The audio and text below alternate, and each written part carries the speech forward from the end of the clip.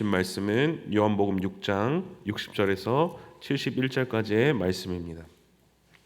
신약성경 154쪽에 있습니다. 요한복음 6장 60절에서 71절의 말씀을 함께 합독하시겠습니다. 제자 중 여럿이 듣고 말하되 이 말씀은 어렵도다. 누가 들을 수 있느냐 한데 예수께서 스스로 제자들이 이 말씀에 대하여 수군거리는 줄 아시고 이르시되 이 말이 너희에게 걸림이 되느냐. 그러면 너희는 인자가 이전에 있던 곳으로 올라가는 것을 본다면 어떻게 하겠느냐. 살리는 것은 영이니 육은 무익하니라. 내가 너희에게 이른 말은 영이요 생명이라. 그러나 너희 중에 믿지 아니하는 자들이 있느니라 하시니 이는 예수께서 믿지 아니하는 자들이 누구며 자기를 팔 자가 누구인지 처음부터 아심이로라. 또 이르시되 그러므로 전에 너희에게 말하기를 내 아버지께서 오게 하여 주지 아니하시면 누구든지 내게 올 수 없다 하였노라 하시니라. 다시 그와 함께 다니지 아니하더라. 예수께서 12 제자에게 이르시되 너희도 가려느냐.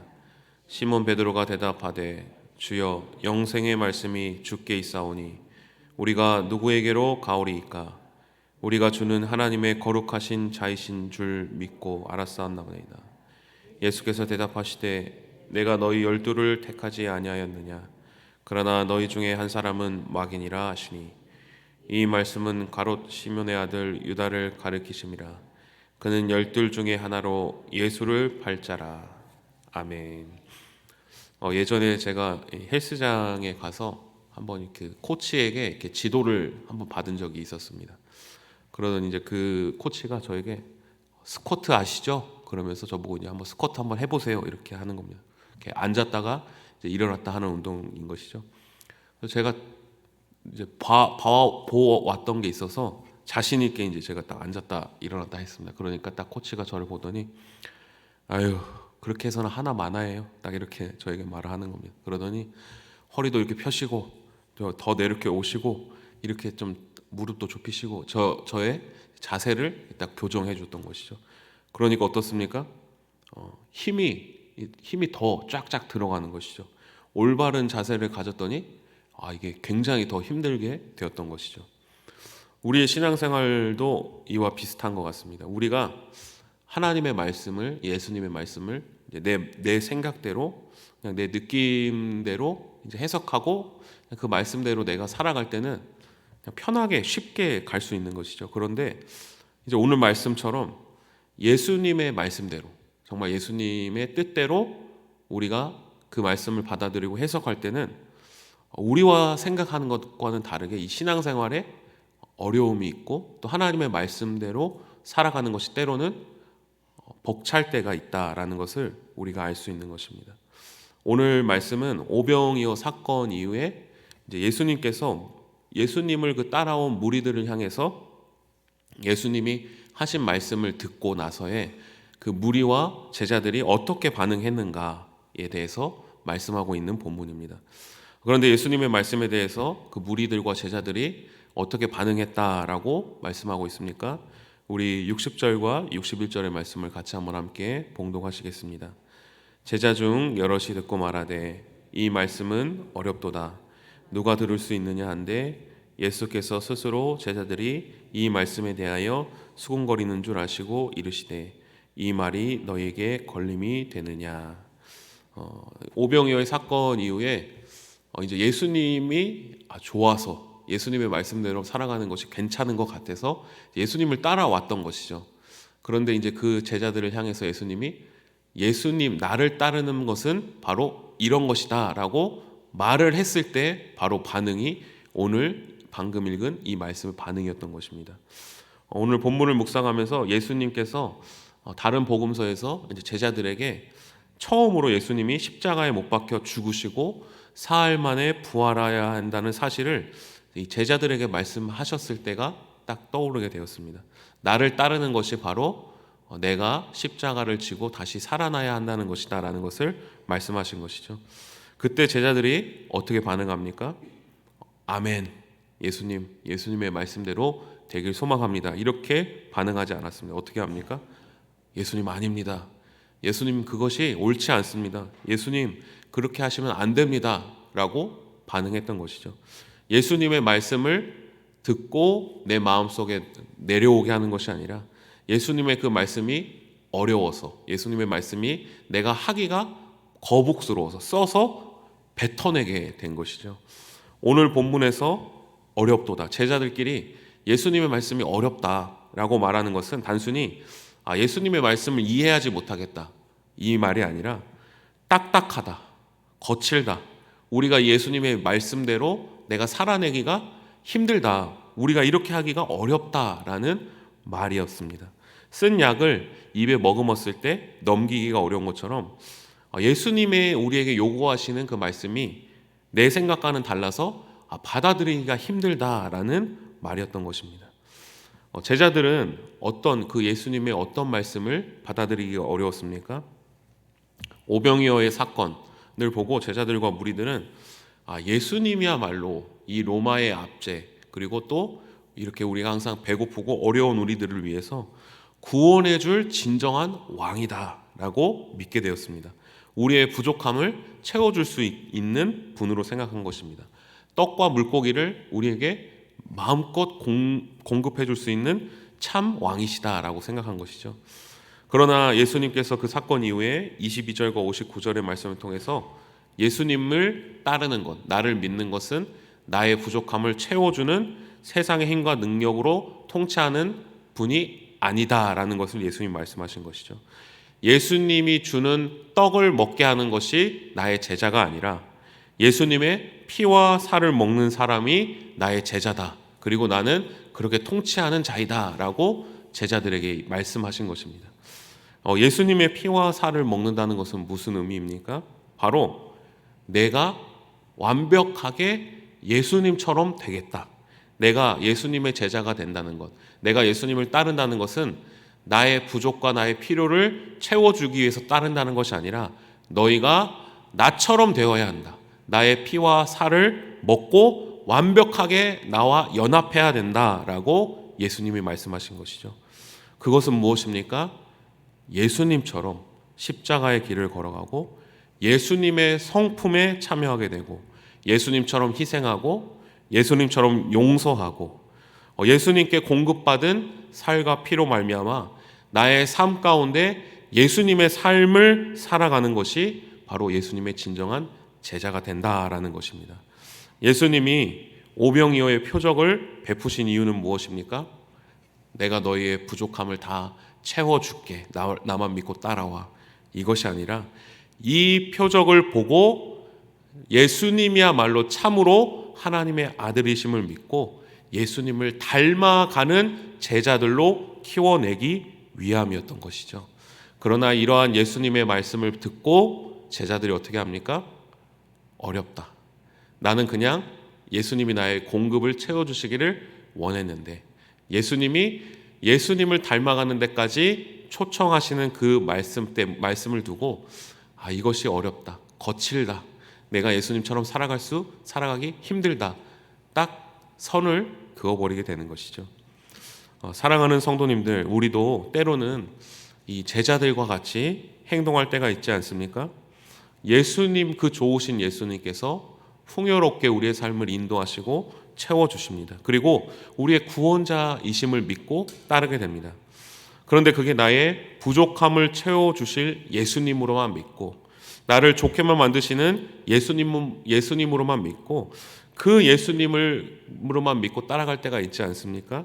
그런데 우리가 예수님을 진정으로 닮아가려고 할 때, 우리가 예수님처럼 거룩하게 살아가야 할 요청이 우리가 들어올 때, 예수님처럼 용서하며 희생하며 하나님의 말씀대로 살아가려고 할 때, 아니요, 저는 여기까지가 좋사오니 이 말씀은 내게 어렵다, 이 말씀은 내게 거칠다, 제자들처럼 예수님의 뜻이 부담스럽다 하면서 선을 긋고 있지는 않습니까? 그러나 그 길은 우리로 하여금 망하는 것이 아니라 정말로 예수님께서 우리에게 부어주시는 오히려 우리를 살리는 길이고 우리의 생명을 더욱더 풍성하게 하며 이 땅에 하나님의 나라를 이루는 귀하고 복된 길이 될 줄로 믿습니다. 그래서 우리 성도님들께서는 예수님을 믿는 데 그치는 것이 아니라 예수님처럼 예수님을 닮아 예수님의 피와 살을 먹고 나의 삶이 예수님과 연합되어져서 살아가는 우리 모든 성도님들 되시기를 간절히 소망합니다. 예수님께서는 예수님의 말씀대로 살아가는 길이야말로 우리에게 구원과 복을 주시는 참된 길이라고 말씀하셨습니다. 그 이유가 무엇입니까? 우리의 영혼을 구원하고 살리는 것은 우리의 배가 채워지는 것에 있지 않고 예수 그리스도의 말씀에 있기 때문입니다. 우리 63절의 말씀을 같이 한번 함께 봉독하시겠습니다. 살리는 것은 영이니 내가 너에게 이른 말은 영이요 생명이니라. 아멘.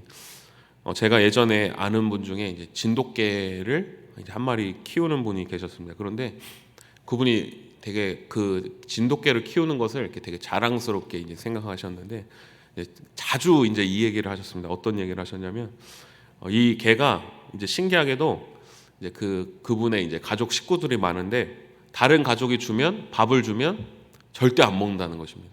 딱 밥을 이렇게 갖다 놔도 배고파도 안 먹는다는 것입니다. 그런데 누가 줘야지 밥을 먹습니까? 바로 그 주인이 딱 밥을 갖다 주면 그제서야 먹는다고 합니다. 왜 그렇습니까? 이 강아지, 이 개 안에 마음이 있는 것입니다. 무슨 마음이 있습니까? 밥을 먹어야 내가 산다. 나는 밥만 있으면 된다. 이것이 아니라 저 주인이 나에게 공급해 줘야지 사는 것이다. 나는 저 주인 때문에 사는 것이다. 나는 저 주인이 주는 밥만 먹고 산다. 밥 때문에 살아가는 것이 아니죠. 주인 때문에 살아간다는 그 믿음이 있기 때문에 다른 사람이 밥을 줘도 먹지 않는 것이죠. 이스라엘 백성들이 광야 40년 생활하면서 무엇을 먹고 살았습니까?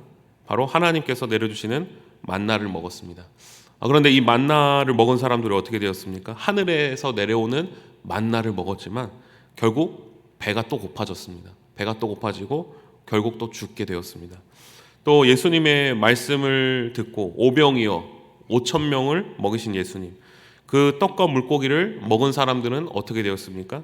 예수님의 표적을 경험하고 그 예수님의 물고기를 먹었습니다. 그런데 그들은 또 어떻게 되었습니까? 다시 배가 고파지게 된 것입니다. 다시 떡이 필요하게 된 것이죠. 예수님은 말씀하십니다.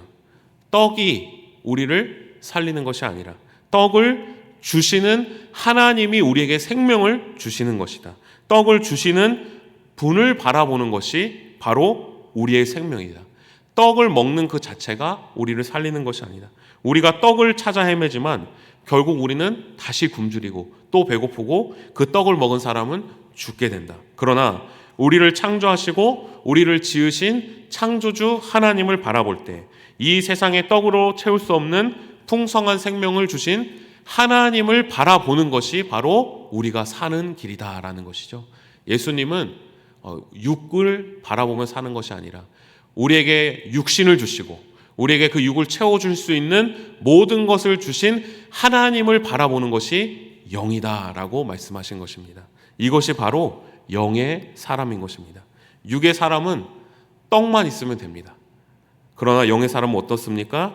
오늘 이 하루도 나를 먹이시고 나에게 생명을 주신 그 하나님만을 바라보고 그 하나님이 나를 지키시고 나를 인도하시는 분이시며 그 하나님께서 나에게 주신 말씀이신 예수 그리스도의 말씀대로 살아가려고 힘쓰고 애쓰는 자임을, 그것이 바로 영의 사람인 것입니다. 예수님의 말씀은 무엇이었습니까? 바로 십자가의 길이었던 것이죠. 나를 죽이고 나를 부인하고 나는 이 세상으로 살아가는 삶이 아닌 오직 하나님의 말씀대로 살아가는 자입니다라고 고백하는 것입니다. 바로 영의 사람은 예수님이 가신 그 길을 믿고 따라가며 나도 예수님처럼 살아가겠습니다. 그리고 나의 생명을 지키시고 보존하시는 분은 하나님 아버지이십니다라는 것을 믿고 살아가는 자였습니다. 그런데 오늘 제자들의 말과 같이 그 길은 너무나도 어렵고 너무나도 거칠고 너무나도 쓸고 삼키기가 힘든 것입니다. 그래서 오늘 말씀에 많은 사람들이 예수님을 떠나게 됩니다. 그러나 우리는 이런 상황에도 어떻게 살아가야겠습니까? 우리 68절의 말씀을 같이 함께 봉독하시겠습니다. 시몬 베드로가 대답하되 주여 영생의 말씀이 주께 있사오니 우리가 누구에게로 가오리이까. 아멘. 하나님을 우리가 어떻게 믿을 수 있겠습니까? 우리는 베드로와 같은 신앙의 고백이 있어야 할 것입니다. 베드로처럼 우리가 하나님을 다 이해할 수 없고 방금 제자들이 말한 것처럼 어렵지만 하나님, 예수님, 우리의 삶의 영생은, 나의 삶의 생명을 공급해 주시는 분은 오직 주께 있습니다 라고 고백하며 나아가야 할 것입니다. 우리의 생각과 마음으로 이해가 가지 않을 때가 있지만 주님 안에, 주님만이 나의 생명이기 때문에 주님, 오늘 이 하루도 우리가 예수님을 바라보며 예수님의 말씀을 바라보며 우리가 주께로 가옵니다 라고 고백하며 살아가야 할 것입니다. 사랑하는 성도님들, 운동을 할 때 바른 자세가 아니면 어떻습니까? 쉽습니다. 요령이 있는 것입니다. 몸이 편하게 됩니다. 그러나 근육은 붙지 않는 것이죠. 그런데 우리가 올바른 자세를 가질 때 어떻습니까? 몸은 너무나도 괴롭고 아픈 것입니다. 그러나 운동이 되는 것이죠. 신앙생활도 마찬가지입니다. 우리가 예수님을 믿는다고 하면서 예수님의 말씀을 따라가지 않고 나의 유익을 따라가는 것 너무나도 쉽습니다. 그러나 예수님의 뜻에 따라 순종하며 살아갈 때 우리의 마음과 몸과 심령이 어려움을 느낍니다. 고통을 느낍니다. 말씀이 쓰게 됩니다. 그러나 그것이 우리를 유익하게 하며 그것이 우리 안에 참된 생명을 가져다 주는 줄로 믿습니다. 우리의 믿음은 연약하나 날마다 나는 오늘 이 하루도 예수 그리스도의 십자가를 바라보며 살아갑니다. 예수님만이 나의 참된 생명을 공급해 주시는 분이십니다. 이 은혜를 잊지 않고 기억하며 살아가는 우리 모든 성도님들 되시기를 간절히 소망합니다. 기도하시겠습니다. 영생은 곧 유일하신 참 하나님과 하나님이 보내신 예수 그리스도를 믿는 것임을 믿습니다. 하나님, 오늘 이 하루도 이 세상이 주는 유익을 바라보며 세상의 공급을 바라보며 살아가는 것이 아니라 우리에게 참된 생명을 주시는 예수 그리스도를 바라보고 주님의 은혜로 살아가는 이 하루 되게 하여 주옵소서. 그래서 우리가 예수님의 십자가를 기억하며 우리도 예수님처럼 살아갈 수 있도록 주님 은혜 더하여 주옵소서. 예수 그리스도의 이름으로 기도드립니다. 아멘. 다 함께 주님께서 가르쳐준 기도하겠습니다. 하늘에 계신 우리 아버지, 아버지의 이름을 거룩하게 하시며 아버지의 나라가 오게 하시며 하늘에서와 같이 땅에서도 이루어지게 하소서. 오늘 우리에게 일용할 양식을 주시고 우리가 우리에게 잘못한 사람을 용서하여 준 것 같이 우리 죄를 용서하여 주시고 우리를 시험에 빠지지 않게 하시고 악에서 구하소서. 나라와 권능과 영광이 영원히 아버지의 것입니다. 아멘. 우리 이 시간 계속해서 기도하실 때 오늘 주신 말씀 붙들고 먼저 기도합니다.